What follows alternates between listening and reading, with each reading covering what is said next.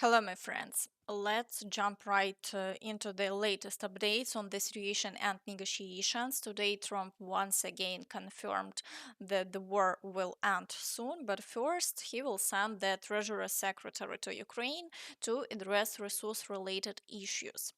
This war must end and will end soon. Too many lives have been lost and too much destruction has taken place. I'm sending the Treasury Secretary to meet with Zelensky, Trump stated. Bloomberg confirmed this information, reporting that Besant will personally meet with the president.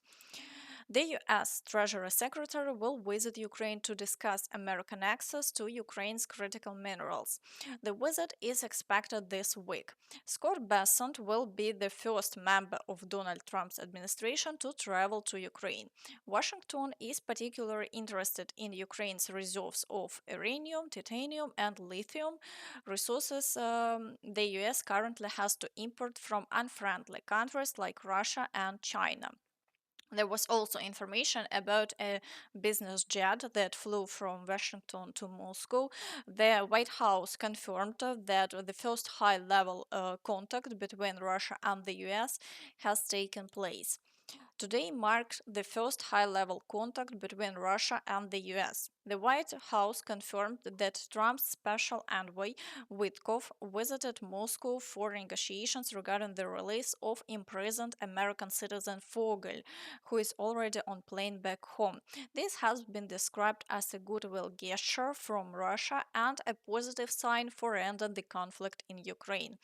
Clearly, movement has begun. Now we wait to see what agreements can be reached. Meanwhile, the war continues. So let's move on to the frontline situation. It's important to note that following Drapaty's appointment, the situation along the front line, especially in the Pokrovsk direction, has significantly improved. Of course, it's too early to talk about victory, but the Ukrainian forces have carried out a series of successful counterattacks, pushing Russian forces back. Previously, we were told that there were no reserves for offensive operations and that all we could do was hold the defense. However, Draupadi has evidently found both reserves and opportunities. Today, we can see that Russia's operation to stretch the flanks and encircle Pokrovsk has been halted. The Ukrainian forces have put up a strong defense, but despite heavy losses, Russian forces continue the assaults.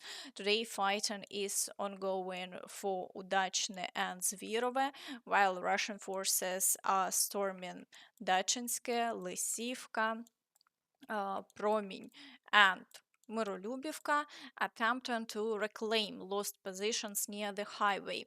Additionally, the heavy shelling continues across the region.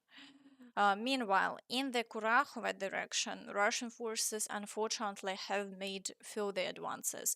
They have pushed forward in Andriivka, causing the situation to deteriorate, with Ukrainian forces still nearly encircled.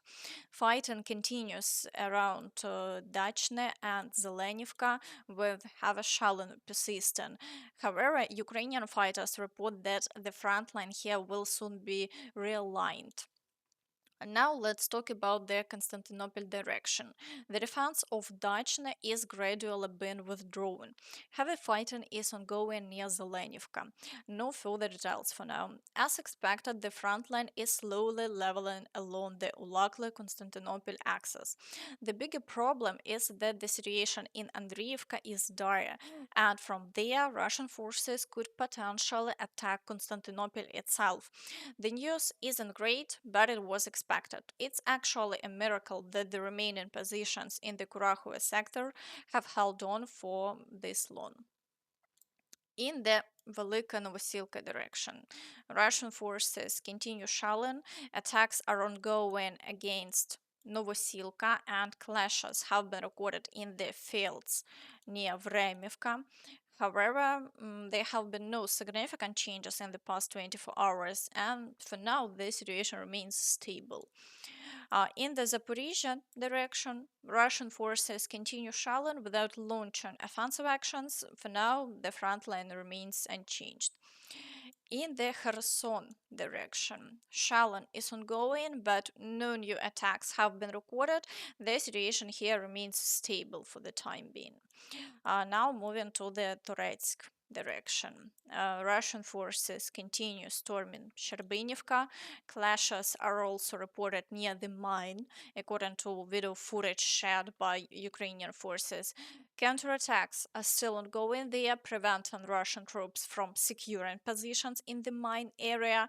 We'll have to wait and see how the situation develops.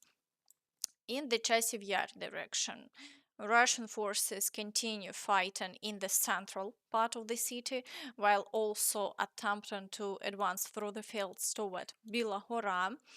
No significant changes have been recorded in the past 24 hours, but activity remains high. Russian troops are even constructing barriers over the roads to improve logistics. However, this doesn't seem to be helping them advance much. Additionally, Russian forces are complaining about Elon Musk as their Starlink systems are reportedly not functioning. In the Siversk direction, it seems Russian forces have gathered significant reserves and decided to throw them into action. Assaults have begun on Vasyukivka, Verkhnyokamensky, Bilogorivka, Grigorivka, and Serebryanka.